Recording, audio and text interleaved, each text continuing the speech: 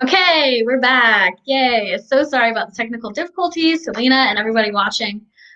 So I gave a quick introduction. I hope everybody heard it. If not, I can just do a quick little brief overview. Basically, Lena is the bicycle education manager for for Mobility Justice, which is a Black, Indigenous, people of color collective that sees critical consciousness about mobility justice across all communities. And she will be speaking to the bicycle education program and the work that is done. So I'm not going to take any more of your time. Lena, you are all set. I'm going to hide myself and I'm going to show your PowerPoint. Okay? Wonderful. Thank you so much.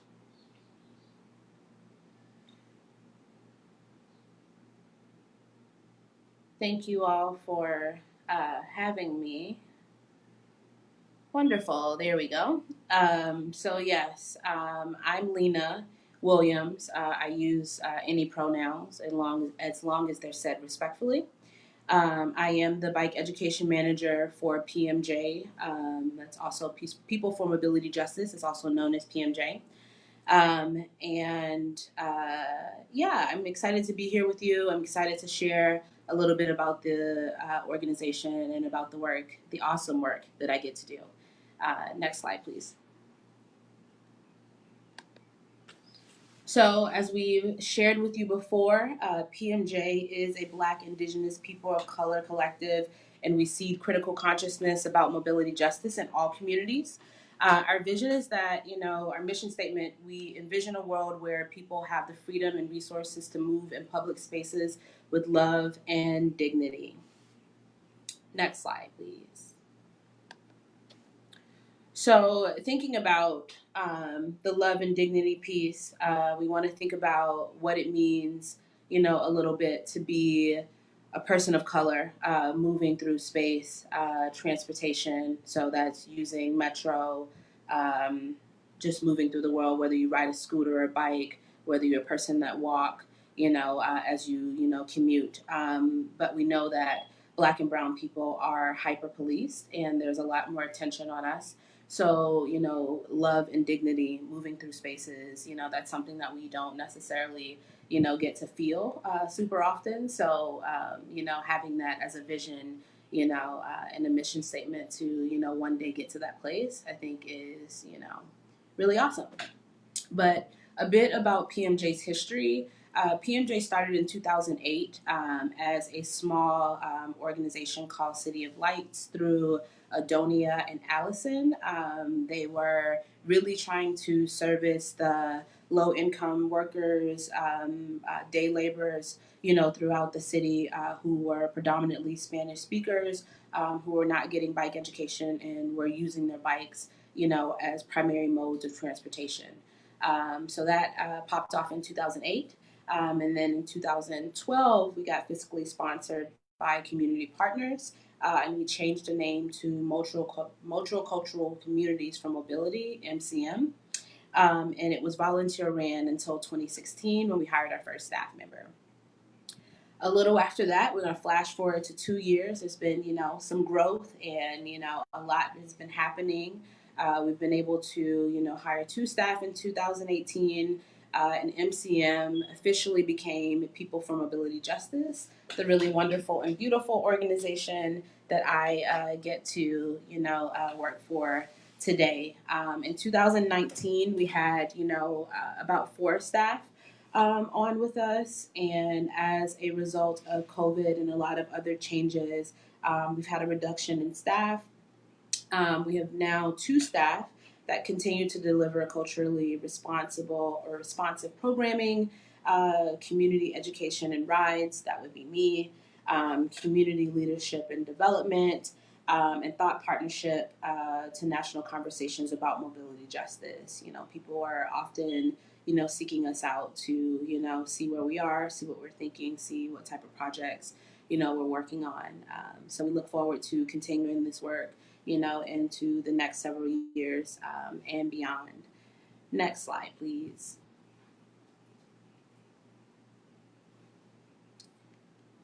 So the focus here is the heart, essentially, because we want to focus on values, all of the things all of the things that you see, listed here within this heart are, values of PMJ, and they are all, collective values. Like we can't separate, one from the other because we are all, multifaceted people. We all live at the intersection. So, these things, these values really make up, and really speak to the work that we do. So, mobility justice, healing justice, environmental justice, disability justice, social justice, racial justice, Black Lives Matter. So, especially now thinking about, the time and the climate, that we've, found ourselves in, where it seems that things are a bit more heightened. There's a bit more focus given the amount of police brutality that has been occurring and has been brought to the forefront via videos and things like that. So we have to think about how we include all of us in this work and not just thinking about a piece of us, because collectively, if we're whole and we're able to move with our whole selves, we're better, to community and for community. Next slide, please.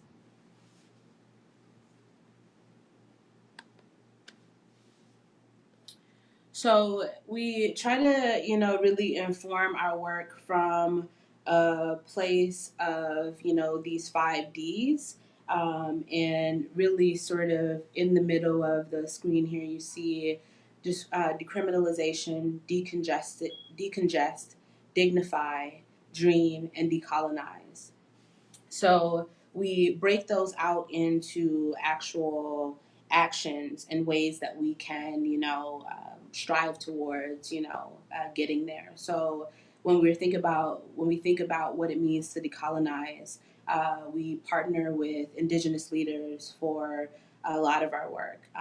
We like to bring reference and make reference to, the land that we're occupying, and when we're hosting webinars and classes, really do a land acknowledgement, given, we are on in LA, Tonga land.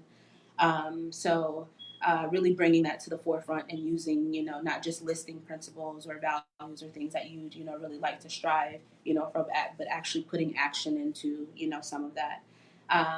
So when we think about, decriminalizing and what it means to decriminalize, we're advocating that public agencies move past policing strategies. So thinking about Metro, and how they, their relationship with police, and how, what police presence, are at the, stops, and where they're at the stops, and how there are more police at stops in Black and brown neighborhoods than there are, on, the trains, out in Hollywood somewhere. So, also thinking about questioning surveillance and how it's used, against us in the mobility technologies field. So there are many things, many components and many ways that we show up, to do this work.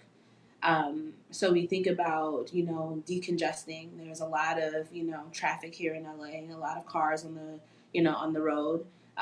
We offer bicycle safety classes, and also but naming the disproportionate effects, to those, in, particular communities.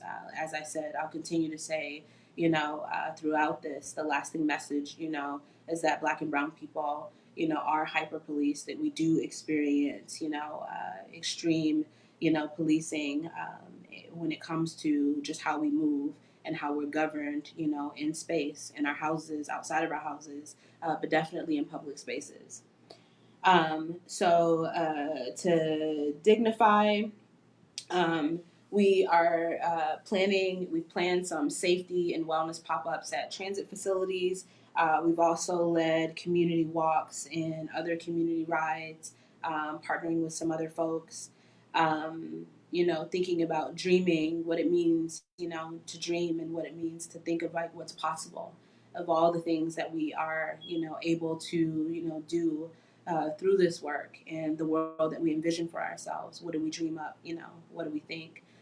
So creating opportunities for generational economic empowerment for people of color and communities. So thinking about ways that we can offer training, how we can, figure out ways to hire, within the community, how we can work with community organizations, other COBs and things like that, to bring this work to the forefront. Um, yeah, so can I go to the next slide, please? So bringing us back to the bike education program and the idea of decongesting. Here in LA, there are way too many people on the street. I am a person that chooses to bike primarily as my way, of commuting. Um, I happen to really enjoy it, and I found, back it's been about 8 years or so. I found, that it became, really beneficial to me in terms of my general affect, changing how I felt, my mental, sort of health, just how I approached the day. So I started to incorporate, biking into my day, and it provided me really great benefits. So I have been really invested in this work. Through PMJ, I get to work with some awesome folks. Currently, we have two really large grants that we're working with right now. One is Metro. We teach bicycle education classes for Metro. This is called Metro Best, is what the program is called. We have to go through a particular training, or we work with other folks who are trained to teach these particular classes. There are a series of them. They're generally about 3 classes that you can participate in: a bike one class, a bike two, and a bike three. All of them gradually moving up, adding more skills and more difficulty in terms of things that you're learning. Also, guided bike rides that we do in that partnership with Metro. A really awesome piece of that was where we were planning out safe routes to schools for kids. That's not happening currently due to COVID, obviously, because kids aren't going to school. Everything's virtual, given we're here. And the guided bike rides are currently not happening either because there are currently no in-person events for Metro. There's been a significant switch to the virtual space. So we have been, really pushed to think about creative ways that we can get this information out, because what we know right now is that there are tons of people out on bikes. Just the numbers from bike shops, being overwhelmed, distributors being out of bikes, supplies being really low. So there are tons of people out on bikes right now. So we don't really want to miss the opportunity to get this really valuable and important information out because, increasing your safety and taking these classes and learning these skills, keeps you safer on the road so that increase your chances of making it home, into your destination and back. We didn't want to miss, the opportunity. So we moved to the virtual space. We are teaching basic bike mechanics classes. I have taught a fix a flat class. We teach the in class, sort of instructional stuff virtually, and then we provide some videos for the on bike instruction. And then we have a program at Path, and that's for people assisting the homeless. And they have a campus over in Koreatown here in LA, and we have a bike hub there where we also teach bike safety classes, and the program is called Road Safety at Path, for exclusive to Path residents, and that is. There are about 5 classes that we teach there. We break down some of the classes a little bit more because we have a little bit more flexibility because we designed this program. We have a rent-a-bike program at Path where the residents can, if they complete a series of the bike education classes, they can rent a bike that they can use to go run errands and things like that. That's on the facility or at the facility. They also have a on-site bike repair station. So if they have their own bikes, they can go in, and hoist it up, on a stand and use all of the different, tools, mechanic tools, to fix their bikes should they need to do that. And on that site, or at Path currently at that site, they have secure bike parking for more than 100 bikes. And we're looking to mimic that program at another campus and organization here very soon, hopefully. Next slide, please.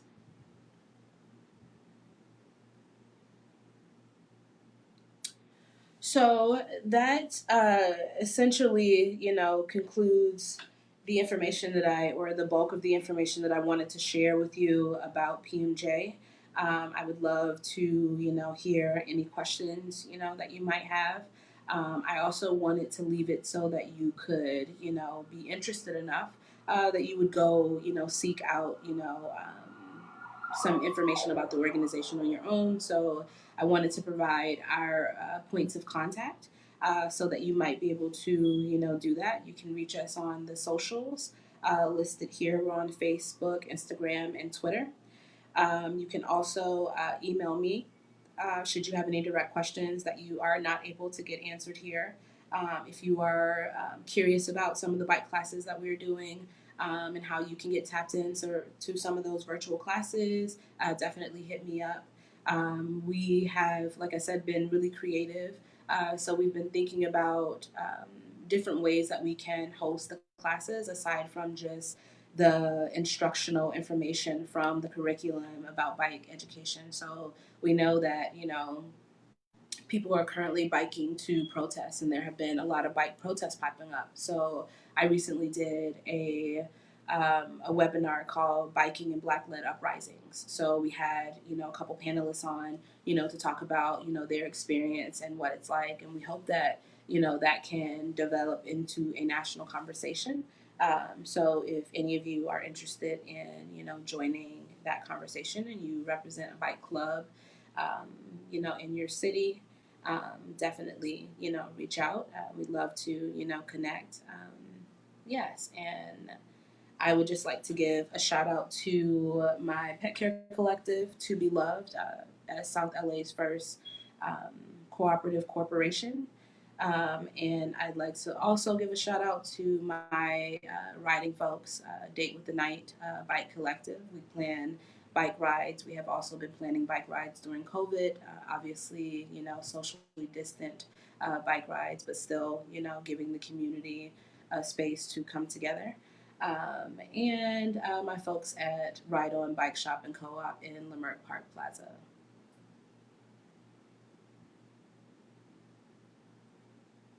Great. So thank you so much, Lena. All that is really interesting. And I'm going to put that last slide up at the end just one more time in case people didn't see the end of your email or just any of your information. So we do have a few questions Wonderful. that we can get started with.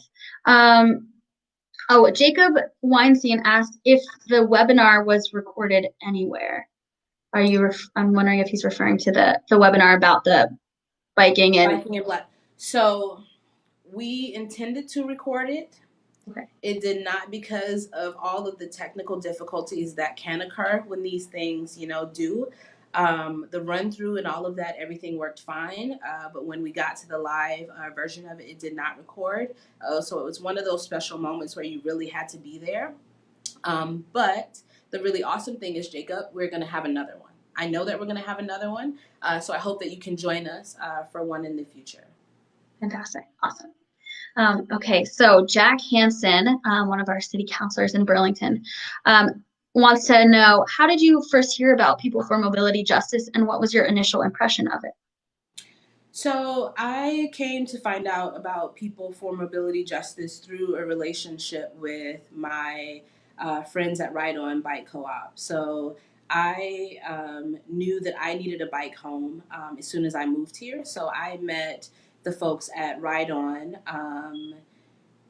before I moved here and decided to ship my bike there. So I met PMJ through them because they were a part of the MobJ team and they were working on some other grants with them. So the owner of Ride On, who was Ide, Neff, who's also an awesome DJ, he invited me to be a part of the MobJ team because he knew that I would have, a very sort of unique sort of perspective. So I joined the Mob J team. I think it was towards the middle of 2017. And I initially thought they were a cool group of folks who were doing some awesome work. I think that the really beautiful thing about PMJ that I saw that lasted, or excuse me, made the most valuable impression on me is just their value in people as opposed to things and, issues and relationships in that way in terms of like the political stuff. Like they really value the people that they work with. They really value the community that they serve. I had a lot of experience with organizations being disingenuous in that way. So it was really refreshing to find that they were not. Yeah, it was, a harmonious match. Right. And I'm curious how different your experience with biking and bike infrastructure, how different it is in South Carolina versus Los Angeles, like what your personal experience with it was. So I've lived quite a few places since South Carolina. I haven't lived there since I was 18. But what I can tell you is that I have lived in about five other places since leaving South Carolina. And I've biked in all of those places. And bike infrastructure is a problem everywhere. Obviously, many people see it significantly in smaller cities or smaller towns. So, the very funny thing about being on a bike in South Carolina was I took my bikes on the back of my car home to go visit my mom. And she said, where are you going? And I said, I'm going to go ride my bike. And she said, I don't know about that. Like, is that okay? Because the people are going to be concerned. And I said, no, it's fine, Mom. Okay. So, like, there are no bike lanes, no, sort of like special places for you to be. There's no understanding of where you need to be or whether you can be on the sidewalk or in the street. So I think that, it's extremely different because LA, there is, at least there are some, there is some infrastructure. You have some lanes, you have some share roads, you have some protected lanes, you have, some paths and things like that. And at least generally people understand, and especially depending on what part of the city you're in. So like biking downtown, things like that. People understand that bikes are going to be in the street and they expect it. Other parts of town, you may get that people are thrown off by it because I've had people scream at me, like, get on the sidewalk. And I'm like, I'm not supposed to be on the sidewalk.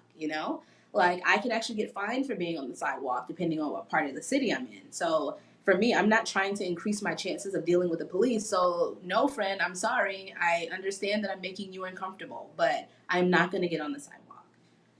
I think that it's people have really bad experiences sometimes where they have or experience bike riders who are not familiar with the rules themselves. So they're doing things that they should not be doing. And so a big thing that I teach people, or the lasting message that I try to teach when I'm doing bike education, it's really important to be predictable when you're on the road. Like you don't need to be like, like you need to be in a straight, sort of line traveling in the direction, that going, but like so that the traffic understands that they trust that you know what you're doing, and they trust that if they ride by you that it's safe. So we have to, we both have a responsibility. The drivers have a responsibility to give the cyclist 3 feet, and, not to be erratic and crazy. But the cyclists also, need to be predictable. They need to be, following as many of, the rules, that they can of the road so that they are, increasing the safety for themselves and those, of them, around them on the, on the street. Thank you so much. Okay, so Jacob Weinstein also wanted to say, Lena, thank you so much for joining us. PMJ is such a wonderful example of the benefit community-based organizations have if they're done properly. What challenges have you faced with respect to publicizing your mission or organization and garnering participation in such a car-dominated area? I think I haven't really experienced a lot of, pushback. I think that, it's just some people, it's not that they're not interested. I think that they're afraid. So a lot of people that I meet, on the street and I have conversations with them about, the work that I'm doing. and why it's important to me. They have a fear around, being on a bike and being in the street because they've seen people hit, and that's a very real thing here in LA. I've seen people hit in DC, so it's just, having that fear and thinking about, like, if you're in a car, obviously you have a little bit more protection if you're hit. If you're on a bike, you're hit, that's actual, injury to yourself, you're sustaining, that injury. So I think that people, the deterrent, for people are where we may feel like, people are not necessarily able to, get with the program or come out and, really support the work or like an event that we're having. I think it's more so fear based as opposed to lack of interest. Because once I start having those conversations with folks and I reassure them, of the structure and how we have it, and how we've set up, the trial spaces, the practice, sort of areas, how we've, quartered it off, and how when we take group rides, you are buffered from traffic because you're in the middle, So we do all of these things to reassure people. So once we do that, like, it, sort of the guard comes down a little bit more and, we see, a lot more, people coming out. I think so also just building repetition and being someone that people can trust, having, accurate and valuable information, always, doing what you say that you're going to do, and showing up, in the ways, that the community asks, that you've, promised, So I think that we have built a very, sort of, significantly valuable relationship with, many communities here, in LA. Leimert is, near and dear to my heart. I started, teaching bike education classes for PMJ through through the Mob J team in Leimert, where a place where there were not a lot of, bike education classes happening. So being able to really say, we're going to make an investment in this community, and we're going to offer these classes for this extended period of time, I think really says something to the community because it says, right, you see the value in us also, like we're asking for it, but you also see that there's a value in Great. And finally, we have Jack Hansen also said, is the infrastructure in LA improving for bikers? Do you feel that it is on a good trajectory? it. That's a telling pause, I would say. um, so, um, you know, I think that there are a lot of challenges, to infrastructure here in LA, right? So, jokes aside, like it is a significant, thing where people are losing their lives due to traffic, incidents, due to increased policing, in areas. We just had, a cyclist murdered by the LA Sheriff's Department, here. His name was Dijon Kizzy. So if we're thinking about how those things, the policing and the lack of infrastructure, how they play a part together and how they intersect, I say no. Things are not, getting better, unfortunately. Do I hope that things will get better? I do. Um, but I think that the trajectory of it is really slow. I think that we have to be extremely intentional, about the work and how we sort of advocate for the work and where we stand up. So being PMJ, the Dijon Kizzy incident was something that spoke deeply to us, deeply to me.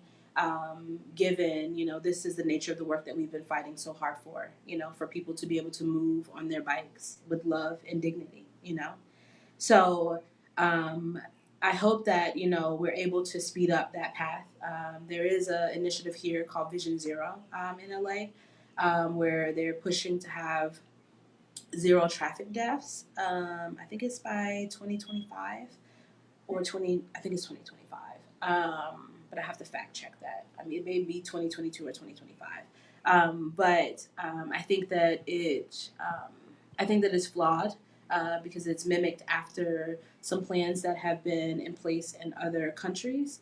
And I think that you have to have a real sort of conversation about the issues that we face here. and how they differ from those places, and how we can, change, the structure of things. We have to, eliminate policing at the metro stations. We don't need, police patrolling the metro in the way that they do. We need to, have some real conversations about what it means, to have an officer cite someone for a traffic violation, on a bike in a black neighborhood as opposed to in Hollywood, because I've never seen it in Hollywood. So, it's just we have to have those real conversations, I think, before things can greatly improve. I do think that there are some small things that we are trying to do as individual organizations that have a collective, sort of benefit and effect. And I hope that, we can continue to galvanize that energy, so that we can, continue to push for something more significant here in LA and, greater. Great. Okay, awesome. I think that's all the questions that we had on the Facebook Live. Thank you so much for joining us. If you had any last thoughts or anything, feel free to share them. If not, I will thank you again so much. This is such an amazing, interesting organization, and I think it's really interesting to see the differences in ginormous cities like Los Angeles versus, kind of the bike infrastructure that we see here in Burlington, and also the difference in population and size, right? So I want to thank you again so much, and I'm going to show your last slide of the PowerPoint one more time, For and sure. I will log off. All right, here we go. I appreciate you all having me. Again, it's been a pleasure to share some of PMJ's work with you. I hope that you will take some time and, search out, or reach out using the information provided to do a little bit more research about the organization. We are involved in a lot of things. We do policy, work through with other organizations as well. So I think that, it'd be awesome if you were able to, just check us out, get that information, follow us so that you can stay informed about the work that we're going to continue to do, and reach out about any of the possible webinars that we're going to be hosting. Thank you so much. I hope that you have a wonderful rest of your Friday. Thank you for joining me.